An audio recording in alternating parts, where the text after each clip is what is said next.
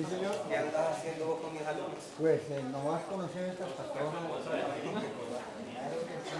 Bien, la historia de los mayas, ustedes la van a contar así. Como quien empieza la película desde el verbo comienzo. Nos remitimos a México allá por el año 2000 antes de Cristo, hace mucho tiempo, cuando comenzaron en México, en el Pacífico de México, a formarse los primeros grupos, las primeras comunidades. De ahí surgió la primera cultura, la primera organización cultural mexicana llamada Olmeca. No te olvides, la Olmeca es la cultura madre.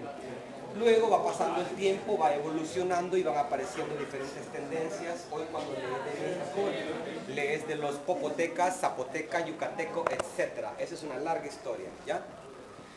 Al pasar el tiempo, allá por el año 200 a.C., todas esas tendencias culturales de México que mencioné se van mezclando en este territorio y entramos al periodo clásico, cuando ya había escritura, ya se había domesticado la agricultura, ya se hablaban varios lenguajes, ¿me entendés? La música, la arquitectura, la cuestión urbana, ya había una gran prosperidad, no solo intelectual, sino comercial.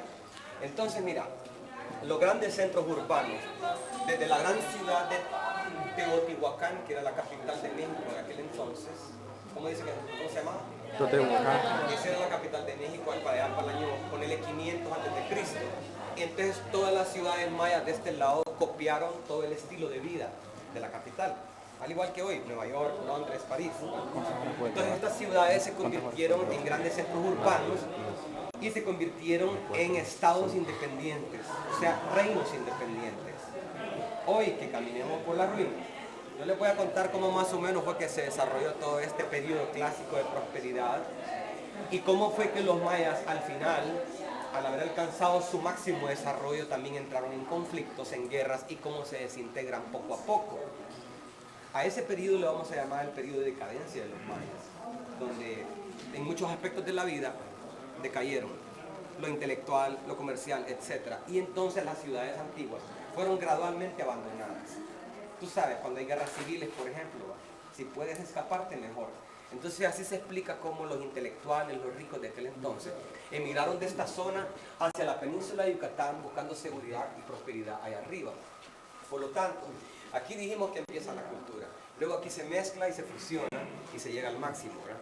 Pero luego hay, como dije, se mueve toda la actividad hacia Yucatán. Por el año 1000 después de Cristo ya existían ciudades como Uxmal, Chichén, Tulum, que también... Y a este posclásico le vamos a llamar una transición de los... Siempre estamos en constante evolución, las culturas van en movimiento, no son estáticas, ¿verdad?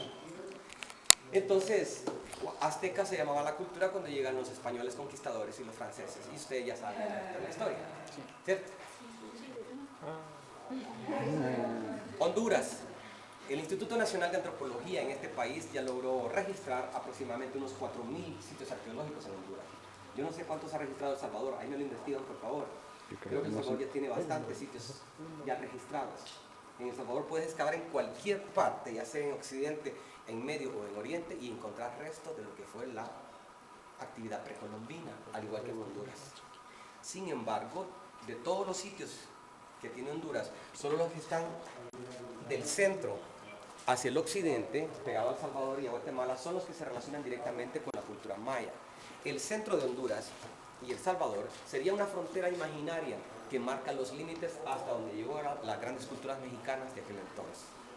Bajando por Nicaragua, Costa Rica, Panamá hasta Colombia, no hubo mucha actividad precolombina de este tipo, y entonces a esa parte tú le llamas la zona intermedia entre Perú y México, porque allá abajo en Sudamérica, Perú, el gran imperio inca, al igual que los mayas, fue grande, una gran civilización, que por cierto surgen al mismo tiempo con similares características.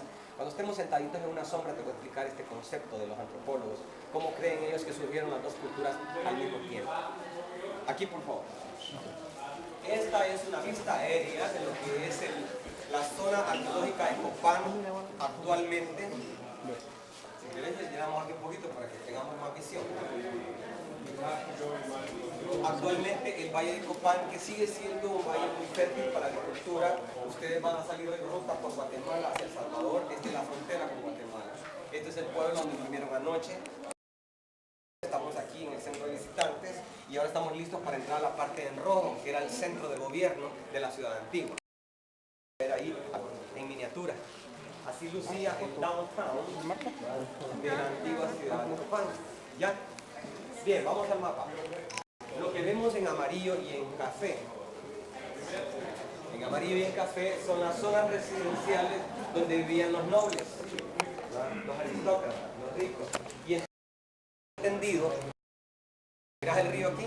El río dividía las clases sociales y nosotros los ricos a este lado.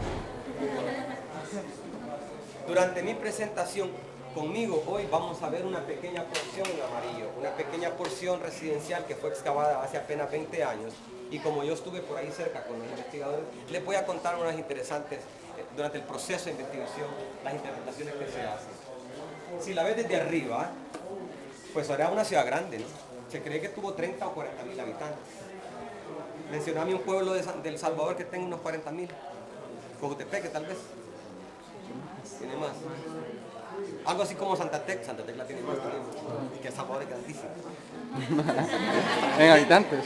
Bueno, en todo caso ya le ponemos una ciudad más o menos así. En el futuro los investigadores seguirán excavando en zonas residenciales. ¿Vamos? Ya nos vamos. No, ese mapa. Bueno, no se ven en el estudio de todas maneras.